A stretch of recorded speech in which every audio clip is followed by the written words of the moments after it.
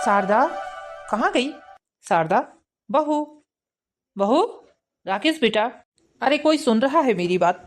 जरा ये कुर्सी को सीधा कर दो, मुझे बैठना है, थक गया हूँ मैं खेत से आते आते। क्या हुआ बाबूजी, क्यों गला फाड़ फाड़ कर चिल्ला रहे हैं? बेटा ये कुर्सी को थोड़ा सीधा कर दो, थक गया हूँ खेत से आते आते, मेरी कमर झुकने नहीं दे रही है बेटा। मैं आपकी नौकरानी नहीं हूँ बाबूजी, एक बात याद रखिए।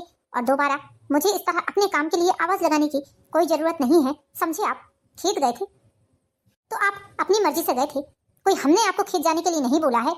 जब खेत तक जा सकते हैं और खेत से आ सकते हैं तो फिर इस कुर्सी को भी सीधा कर देते हैं, कर सकते हैं। मैं आपकी नौकरानी नहीं हूँ। अरे राम राम, मेरी कमर, कमर गई मेरी। शारदा, शारदा कहाँ हो तुम? जल्दी आओ। क्या हुआ जी? अरे क्या हुआ आपकी कमर को? शारदा ये कुर्सी तो सीधा करो थोड़ा, कमर बहुत ही ज्यादा दर्द कर रही है मेरी। आपको एक बार नहीं 50 बार मैंने खेत जाने के लिए मना किया है जी, लेकिन पता नहीं तुम्हें इतनी क्या ही पड़ी रहती है जो ले देकर खेती बाड़ी की तरफ जाते हो। अरे अपने शरीर के बारे में भी सोचना चाहिए। जब आपके शरीर के अंदर इतनी शक्ति नहीं है तो क्यों जाते हैं आप खेत? पड़े रहने दीजिए, क्यों परेशान होते हैं आप? है ना अधिया वाले, बोलो खुद ही कर लेंगे। अरे वैसे भी शारदा, सब कुछ तो अब दूसरों के ऊपर ही निर्भर है, अब हम लोगों के हाथ में रहा ही क्या है जो इतना सोचेंगे। लेकिन वो आधी फसल भी तो नहीं देते हैं, इसलिए मैं जाकर देखता हूँ।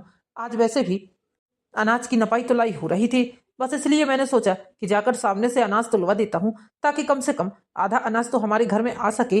अरे घर का अनाज रहता है तो बहुत पैसे बच जाते हैं। ठीक है आप बैठिए, मैं आपके लिए गर्म रोटी सेक कर लाती हूँ। और हाँ, थोड़ी देर बाद आराम कर लीजिए आप।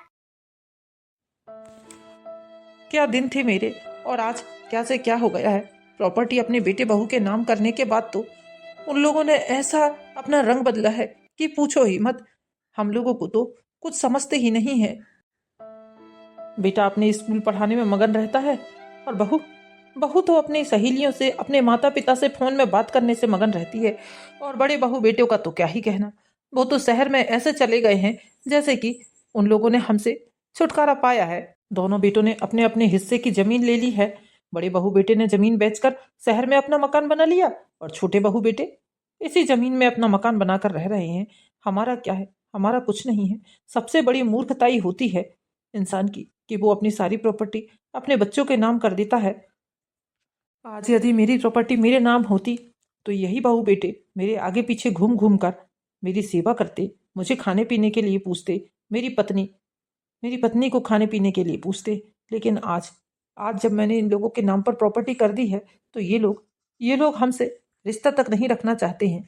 अब हम कहाँ जाएं, किसके पास जाएं? राकेश के पिताजी आ जाइए, खाना खा लीजिए, थाली लग चुकी है। बड़ी अच्छी खुशबू आ रही है सब्जी की। क्या बनाया है खाने में आज राकेश की माँ? आप खुद ही खाकर देखिए कि क्या बना है, उसके बाद बताइएगा कि कैसा बना है खाना। अरे वाह राकेश की माँ, ये तो तुमने हमारा मनपसंद खाना बनाया है आज। कई दिनों के बाद आज इतना स्वादिष्ट खाना खाने को मिलेगा हमें। तो फिर देर किस बात की है, खाने को देखते ही रहेंगे क्या? गर्मा गर्म खाना है, फटाफट खाइए। फिर आपके लिए पान का बीड़ा भी बना देती हूँ मैं। मेरे घर से जाते देरी नहीं कि आपने 56 भोग बनाकर पापा जी को परोस दिया। आपसे कितनी बार मना किया है मैंने कि ये सब तेल ताई का सामान पापा जी को बनाकर मत दिया करो। क्या 56 भोग परोसा है बहू मैंने सिर्फ तुम्हारे पापा जी को चावल और दही दिया है, और बघारी दाल है, आलू के पराठे हैं। इसके अलावा और क्या है? ये 56 भोग थोड़ी ना है। वाह मम्मी जी, एक तो चोरी की चोरी, ऊपर से सीना चोरी। अरे आपने मेरा सोना घर देखा नहीं कि घर के खाने पीने का बर्बाद करने लगे आप? आपको पता भी है महंगाई कितनी बढ़ रही है। अरे इस तरह यदि आप आज दिन पापा जी को पूरी पराठे बनाकर खिलाते रहेंगे तो हमारे घर का तेल भी जल्दी खत्म होगा, और तेल के साथ साथ फिर पापा जी को भी कोलेस्ट्रॉल बढ़ेगा, जिसके कारण फिर बीमार होंगे, और फिर मेरे पति को डॉक्टर के पास ले जाना पड़ेगा इन्हें। पैसा किसका नाश होगा? हमारा ही तो नाश होगा ना। आपने अपना बहू, मैंने तो तुम्हारे ससुर जी को 1 महीने पहले दिया था पूरी बनाकर। उसके बाद में कहाँ पूरी पकवान बना है? जो घर में बनता है वही खाते हैं, जो तुम लोग बनाते हो वही खाते हैं बेटा। इसके अलावा कहाँ कुछ बना है? 2-3 दिनों से तुम्हारे ससुर जी की तबीयत कुछ ठीक नहीं लग रही थी, इसलिए उनके मुंह में स्वाद नहीं आ रहा था खाने का। तो मैंने सोचा पराठे और दही दे देती हूँ, जिससे उनका मुंह का स्वाद भी ठीक हो जाएगा और थोड़ा सा खाना भी अच्छे से खा लेंगे। बस ये क्या कर रही हो बहू तुम? पापा जी के सामने से थाली क्यों छीन रही हो अपनी? ये अच्छी बात है क्या? अरे जानवरों के सामने से भी इस तरह खाने की थाली नहीं छीना जाता है। तुम्हें जरा भी अक्ल नहीं है क्या? ऐसा है मम्मी जी, इस घर में आप लोग रह रहे हैं, इस घर के चीजों का इस्तेमाल कर रहे हैं, बिजली, पंखा, लाइट, पानी, हर चीज तो आप लोग इस्तेमाल कर रहे हैं। अब इतना खर्चा आप लोगों के ऊपर किया जाएगा तो हम लोग तो कंगाल ही हो जाएंगे ना। इसलिए बस ये सब खाना उठाकर ले जा रही हूँ। और खबरदार मम्मी जी, जो आपने बाबूजी को ये सब कुछ बना कर दिया तो बहू ऐसा मत करो बेटा, खाना दे दो, खाने की थाली दे दो बेटा, ऐसा मत करो, ये ठीक नहीं है बेटा। भगवान तुम्हें कभी इस चीज के लिए माफ नहीं करेगा। मुझे इन सब बातों से कोई फर्क नहीं पड़ता। अरे कब भगवान हमें माफ करेगा और कब नहीं करेगा ये तो बात की बात है, लेकिन अभी आप जो कुछ कर रही हैं इस सब को देखते हुए तो मुझे लग रहा है कि हम लोगों को कंगाल करने की ही फिराक में हैं आप। अपने बड़े बहू और बड़े बेटे के पास क्यों नहीं जाती हैं? अरे वो लोग तो एक दिन फोन करके भी नहीं पूछते हैं, यहाँ हमारी छाती में मूंग दलने के लिए बैठे हो। कहती थी ना मैं आपसे, मत करिए अपने बहू बेटे के नाम पर सारी जमीन जायदाद, कुछ अपने बुढ़ापे के लिए भी बचा कर रखिए। यदि आज आपने अपने लिए बचा कर रख लिया होता थोड़ी बहुत जमीन जायदाद, तो आज ये सब कुछ हमारे साथ नहीं होता, ऐसे दिन न देखने हो पड़ते। ये पकड़िए सब्जी रोटी, ये सब्जी रोटी खाइए आप। रात की रोटी बची हुई है पापा जी के हिस्से की। पापा जी ने जब खाना नहीं खाया और ये 4 रोटियां उनके हिस्से की बच गई हैं, तो इन रोटियों को फेंकेंगे थोड़ी ना। ये क्या बहू, तुम तो बासी सब्जी और बासी रोटी लेकर आई हो तुम्हारे ससुर जी के लिए। क्या अब हमारे इतने बुरे दिन आ गए हैं कि हम लोग ऐसा खाना खाएंगे? बासा खाना खिला रही हो तुम हमें। ऐसा है मम्मी जी, ये रोटियां और ये सब्जी पापा जी के हिस्से की ही है। पापा जी के हिस्से का खाना बना हुआ था, लेकिन उन्होंने रात में खाया नहीं। पता नहीं कहाँ कहाँ जाकर खाना खाकर आ जाते हैं, कहाँ जाकर पेट भर कर आ जाते हैं और घर का खाना बच जाता है। तो अब इनके हिस्से का बचा हुआ खाना मैं फेंकूंगी थोड़ी ना। अरे आपको पता नहीं है, एक एक रुपए कमाने के लिए इंसान कितनी मेहनत करता है। मेरे पति वहाँ दिन रात बेचारे ऑफिस में काम करते हैं और यहाँ आप लोग बैठे बैठे खाना खाएंगे ताजा ताजा। बहू, तुम्हारे पापा जी को ये खाना पचेगा नहीं बेटा, बासा खाना वो कभी नहीं खाते हैं। मुझे इससे कोई लेना देना नहीं है मम्मी जी। गरीब लोगों को देखो, जिनके पास कुछ नहीं होता वो बासा तिबासा 4 दिन का बासा भी खाना खा लेते हैं तो उन्हें कुछ नहीं होता है। ये सब बातें ना मेरे सामने मत बताया करो आप लोगों की पंचायत फिर शुरू हो गई क्या? घर में कदम रखते देरी नहीं कि इनका रोना धोना स्टार्ट हो जाता है। किसी की चेचे, किसी की पेपे, बस यही सब सुनने मिलता है। देखना राकेश बेटा, तेरे पापा को बासा खाना सूट नहीं होता है, उन्हें खाना पचता नहीं है, बासा गैस बनने लगती है जिसके कारण उनकी तबीयत खराब हो जाती है। और तेरी पत्नी है कि रात का बचा हुआ बासा खाना लाकर दे रही है तेरे पापा जी को। राकेश, तुम्हारे पापा जी ने रात में खाना नहीं खाया, 4 रोटी और सब्जी बच गई उनके हिस्से की। अब इस रोटी सब्जी को फेंकूं क्या मैं? तुम ही बताओ, मैं क्या गलत बोल रही हूँ? वैसे मम्मी पापा, आपके हिस्से का खाना बचा है तो आप लोग ही खाएंगे ना। अब उस बचे हुए खाने को हम लोग तो खाएंगे नहीं। दिन रात मेहनत कर रहे हैं और उसके बाद हम लोग बासा खाना खाएंगे? हम लोग तो खाने वाले नहीं हैं। अरे आप लोगों को तो खुश होना चाहिए कि आपकी बहू इतनी अच्छी है, इतनी समझदार है, जो बचे हुए खाने को भी वेस्ट नहीं करती है। कितनी समझ है उसके अंदर, कितना सोचती है, कितनी चिंता है मेरी। और नहीं तो क्या राकेश, लेकिन तुम्हारे माँ बाप को मेरी अच्छाई दिखती कहाँ है? उन्हें तो बस मेरा तेज बोलना पसंद ही नहीं है। तुम्हारे माँ बाप को ना ही हम दोनों का बोलना बताना, ना ही हंसना पसंद है। भगवान से डरो बहू, भगवान से डरो। किस तरह की बात कर रही हो तुम? मैंने तुम्हें कब मेरी बेटी से बोलने से मना किया है? और वैसे भी बोलने का तो सवाल ही पैदा नहीं होता। जिस दिन से मैंने तुम्हारे साथ अपने बेटे की शादी करवाई है, उस दिन से मेरा बेटा मेरा रहा कहाँ है? सारी बातें वो तुम्हारी मानता है, सारे सुख दुख तुमसे बांटता है। अब तो ऐसा लगता है कि जैसे तुमने मेरे बेटे के ऊपर जादू कर दिया है, जादू, जो दिन रात तुम्हारे आगे पीछे ही घूमता है।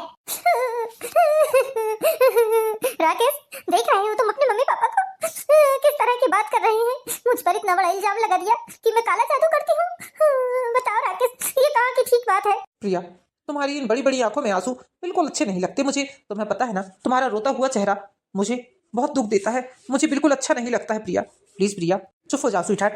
मैं तुम्हारा हंसता हुआ चेहरा देखना चाहता हूँ। इस तरह आंखों से आंसू बहते हुए मैं तुम्हें नहीं देख सकता हूँ। पड़ गई पापा आपके कलेजे को ठंडक, पड़ गई मम्मी आपके कलेजे को ठंडक। रुला दिया ना आखिर मेरी पत्नी को। बेचारी कितना काम करती है, एक तो आप लोगों के बारे में इतना सोचती है, उसके बाद भी आप लोग ना जाने कौन सी दुश्मनी निकालते हैं इससे। दादू, दादी, आप क्यों रो रही हैं? दादू, पापा, आप दादू को क्यों डांट रही हैं? नो पापा, नो, दादू को मत डांटो। ये मेरे प्यारे दादू हैं। मैं अपने दादू के साथ खेलती हूँ, मैं अपनी दादी के साथ खेलती हूँ। मेरी दादी मुझे रोज नहलाती है, रोज स्कूल के लिए तैयार करती है। मेरी दादी मुझे खाना भी खिलाती है, मेरी दादी कहानी भी सुनाती है। हाँ हाँ, बोल तो ऐसा रही है जैसे तेरी दादी ने ही पाल पोस कर तुझे 4 साल 5 साल का कर दिया है। 2 झापड़ लगाऊंगी तो सारी अकल ठिकाने लग जाएगी। चल जाकर अपनी पढ़ाई कर। सही तो बोल रही है मम्मा, आप तो मेरा कोई भी काम नहीं करते हो, मेरी दादी ही सारा काम करती है मेरा। आपको तो मोबाइल चलाने से ही टाइम नहीं मिलता, तो आप मेरी कहाँ से देखभाल कर लेंगे? मेरी दादा दादी कितने प्यारे हैं, मैं अपने दादा दादी से बहुत प्यार करती हूँ। आप मेरे दादा दादी को नहीं डांट सकते पापा। जिया बेटा, मैं आपके दादू को आपकी दादी को नहीं डांट रहा हूँ, मैं तो बस उनसे बात कर रहा हूँ। जिया बेटा, मैंने आपके लिए चॉकलेट लेकर आई है, जाओ रूम में रखी है, आप जाकर चॉकलेट खा लो। आप मेरे लिए चॉकलेट लेकर आए हैं? दादू दादी आप रोना नहीं, मैं चॉकलेट लेकर आती हूँ, आपके साथ खाऊंगी मैं। देख रहे हो राकेश, आज आपके मम्मी पापा के कारण हमारी बच्ची हमसे दूर जा रही है, हमसे किस तरह से बात कर रही है हमारी बच्ची। अरे ये लोग हमारी बच्ची को हमारे खिलाफ भड़काते हैं, इसका मतलब तभी तो हमारी बच्ची हमसे इस तरह से बात कर रही है। ऐसे लोगों के साए में भी हमारी बच्ची पले, ये बहुत बेकार बात है। इन लोगों के साए से हम अपनी बच्ची को दूर रखेंगे।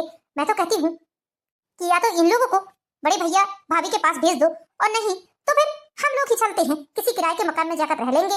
अरे हम क्यों किराए के मकान में जाकर रहेंगे रिया, हमारा मकान है ये हमारे हिस्से का मकान है, हम क्यों ले जाएंगे। मैंने इस मकान को बनवाया है अपने पैसे से। मम्मी पापा, आप लोगों की भलाई इसी में है कि आप लोग यहाँ से बड़े भैया भाभी के घर चले जाए, वो भी आपके बेटे हैं, उनका भी फर्ज बनता है, उनको भी तो आपने जमीन जायदाद दी है या नहीं दी है। अब हम लोगों से आपकी सेवा ना हो पाएगी, आप लोग चले जाइए यहाँ से। चलो रिया, कमरे में चलो। बाहर एक कलयुगी संतान, भगवान तुम जैसे बेटे किसी दुश्मन को भी ना दे। अरे तूने तो मेरी कोख को ही कलंकित कर दिया बेटा, मेरी कोख को ही कलंकित कर दिया। शारदा, अब क्या करें हम, बताओ क्या करें, कहाँ जाए, किसके दरवाजे में जाकर आसरा मांगे, कहाँ सहारा पाए। हम मनोज के घर चलते हैं जी, अब जैसे भी रखेगा तो उसी के घर रहेंगे हम। 2 वक्त का काम करूंगी मैं तो रख लेगा मुझे। चलो। शारदा, तुम जानती हो ना कि बहू को ये बात बिल्कुल पसंद नहीं है कि हम लोग घर में संडास बाथरूम जाएं।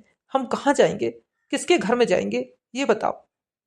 सोने के लिए हमें पलंग नहीं देती है वो, जमीन में गद्दा बिछाकर सोना पड़ता है हमें।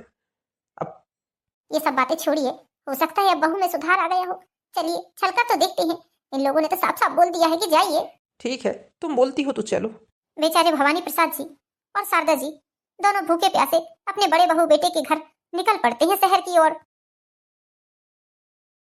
मैम साहब, आज खाने में क्या बनाना है बता दीजिए तो जल्दी से बना लेती हूँ। आज मेरी बेटी के घर में बारसा है, इसलिए मुझे जल्दी जाना है। कमला ताई, पहले जाकर दरवाजा खोलो, देखो कौन आया है। कौन है आप? मैम साहब, 2 लोग हैं, कोई बुजुर्ग। अरे माँ, बाबूजी, आप यहाँ? कमला ताई, जाओ तुम अंदर जाकर काम करो। मम्मी जी, पापा जी, इस तरह अचानक से यहाँ आने की जरूरत क्या पड़ गई आपको? अरे एक बार आने से पहले फोन तो कर दिया होता। हाँ माँ, बाबूजी, इस तरह अचानक से आने की आप लोगों को क्या जरूरत पड़ गई? आप लोगों ने खैर खबर कुछ नहीं दी, और आप लोगों को तो पता है ना कि हम लोग दोनों ऑफिस जाते हैं। बेटा, हम लोगों को अपने साथ रख लो, हम लोगों को अपने साथ रख लो बेटा। तुम जो बोलोगी मैं वैसा करूंगी। छोटे बहू बेटे ने हम लोगों को घर से निकाल दिया है, अब उन लोगों को हम बोझ लगने लगे हैं। वो लोग हमारा बोझ नहीं उठा पा रहे हैं बेटा, तुम लोग रख लो।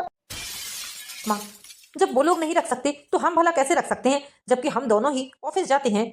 वहां पर तो सिर्फ राकेश ऑफिस जाता है, बहू तो घर पर रहती है ना। और मैं तो साफ साफ बता देती हूँ मम्मी जी कि मैं आप लोगों को बिल्कुल नहीं रख सकती, और अपने घर पर तो कतई नहीं रख सकती। मैं आप लोगों का बोझ बिल्कुल नहीं उठा सकती। अरे मेरे ऊपर खुद ही इतना ज्यादा हेडेक है कि अब मैं क्या बताऊं। इतनी ज्यादा दौड़ भाग के कारण हम लोग बच्चे तक प्लान नहीं कर पा रहे हैं। आज हमारी शादी को 10 साल हो गए हैं। बेटा तुम जो बोलोगे, जैसा बोलोगे मैं वैसा करूंगी। सारे घर का काम करूंगी, सब कुछ करूंगी बेटा। बस हमें रहने के लिए छत दे दो बेटा, हमें सहारा दे दो बेटा। देखो रीता, अब हम लोगों की शादी को 10 साल भी हो गए हैं, अब हम लोग बच्चा प्लान कर लेते हैं।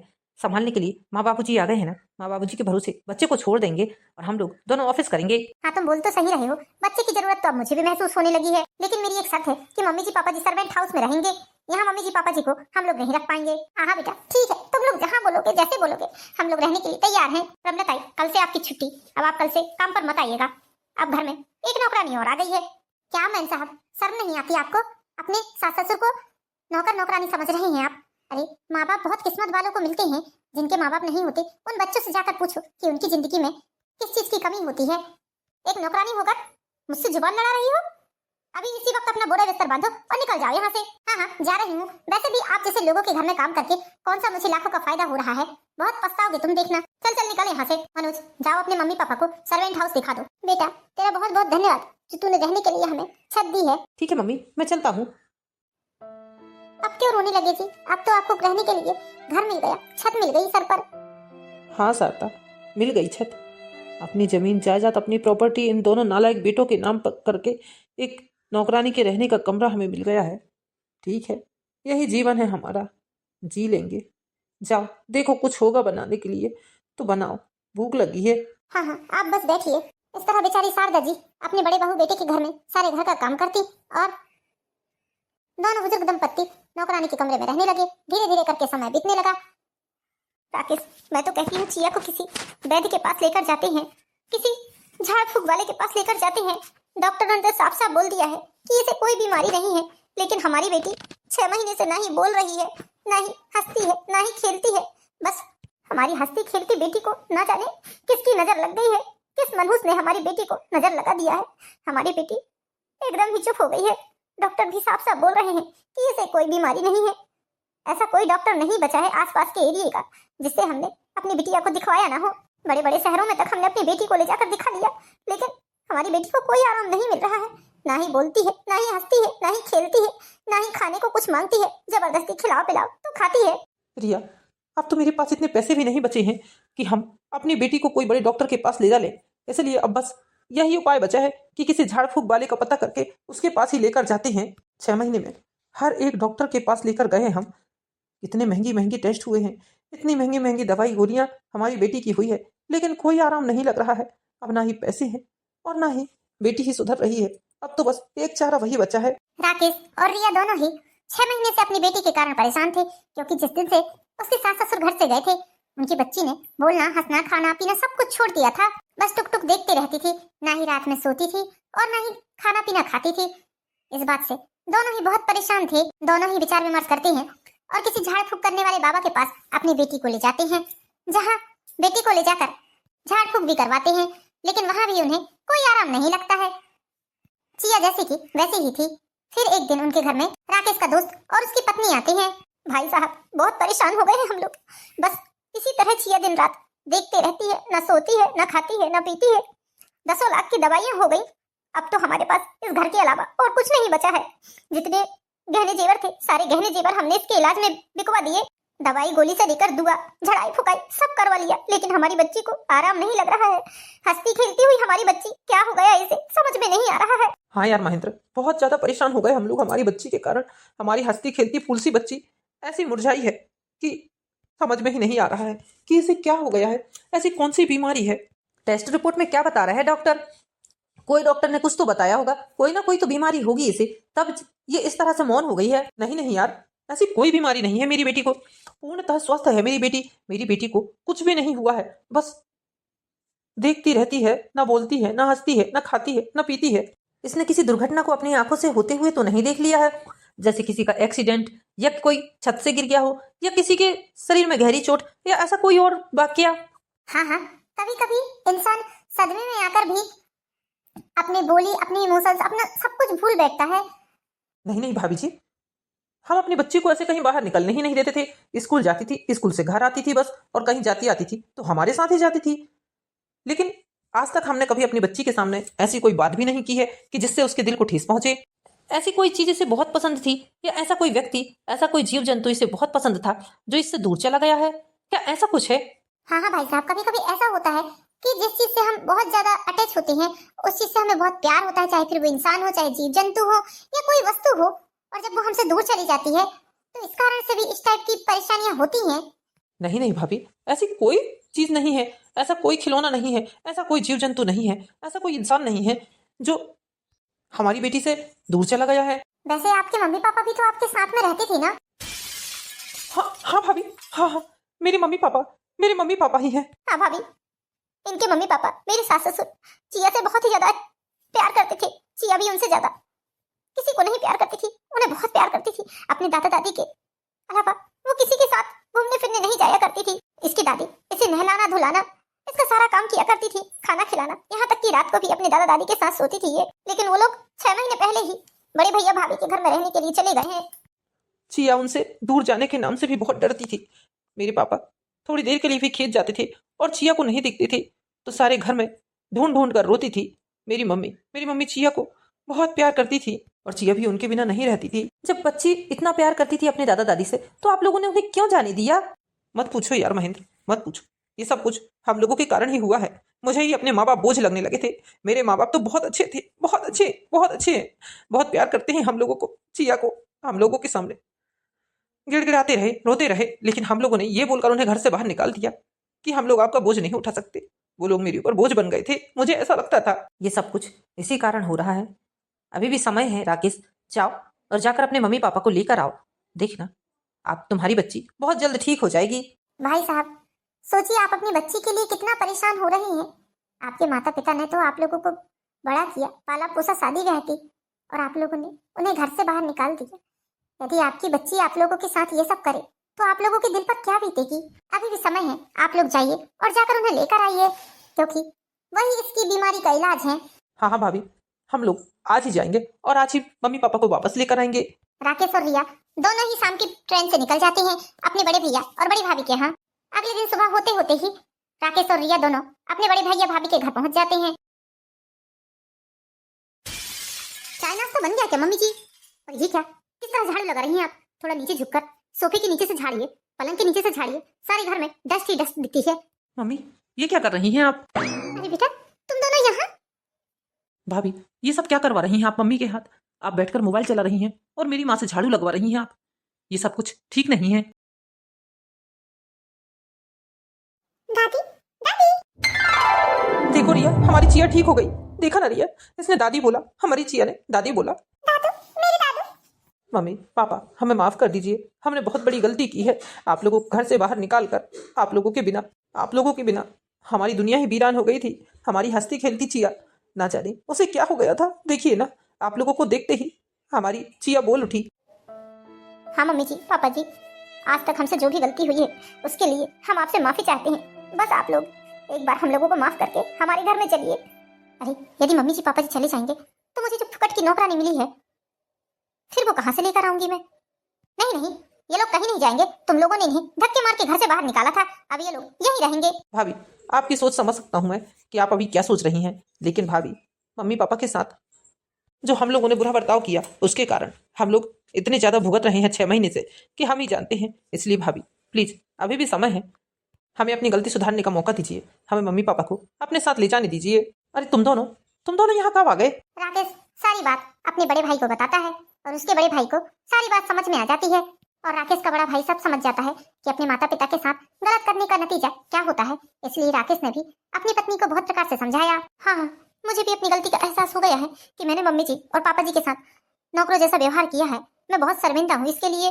भगवान पता नहीं मुझे माफ करेंगे या नहीं करेंगे। मम्मी जी पापा जी, आप लोग मुझे माफ कर दीजिए। लेकिन मम्मी जी, यदि आप चली जाएंगे तो मेरी देखभाल कौन करेगा? आपके ही भरोसे में मैंने बच्चा करने के लिए सोचा है। मैं सोचती थी कि कम से कम घर का एक व्यक्ति रहेगा तो वो मेरे बच्चे की देखभाल अच्छे से करेगा। आजकल दूसरे लोगों का भरोसा नहीं है। अरे कौन इंसान के मन में क्या चल रहा है, इसलिए मैं अभी तक बच्चा नहीं कर रही थी। आपको तो पता है कि हम दोनों जॉब वाले हैं। आपके ही भरोसे मैंने प्रेगनेंसी की है। अब आप बताइए, आप चले जाएंगे तो मेरा क्या होगा? मम्मी जी पापा जी, प्लीज आप लोग रुक जाइए यहीं। मैं अब आप लोगों से वादा करती हूँ कि मैं आप लोगों के साथ कभी बुरा व्यवहार नहीं करूंगी। नहीं नहीं भाभी, मम्मी पापा जी की हम लोगों को ज्यादा जरूरत है, क्योंकि मेरी बेटी आज उन लोगों के कारण ही ठीक हुई है।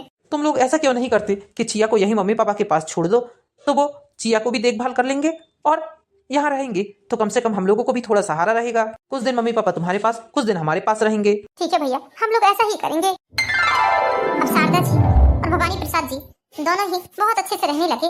दोनों बहू बेटे उन्हें बहुत प्रेम से रखने लगे। जब शारदा जी और भवानी प्रसाद जी का मन करता छोटे बहू बेटे के पास जाने का तो छोटे बहू बेटे के पास चले जाते। जब बड़े बहू बेटे के पास जाने का मन करता तो वहाँ चले जाते।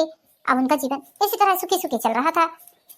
तो दोस्तों, कैसी लगी आपको कहानी पसंद आई है तो वीडियो को लाइक कीजिए, चैनल को सब्सक्राइब कीजिए। मिलते हैं नेक्स्ट वीडियो में, जब तक के लिए बाय बाय।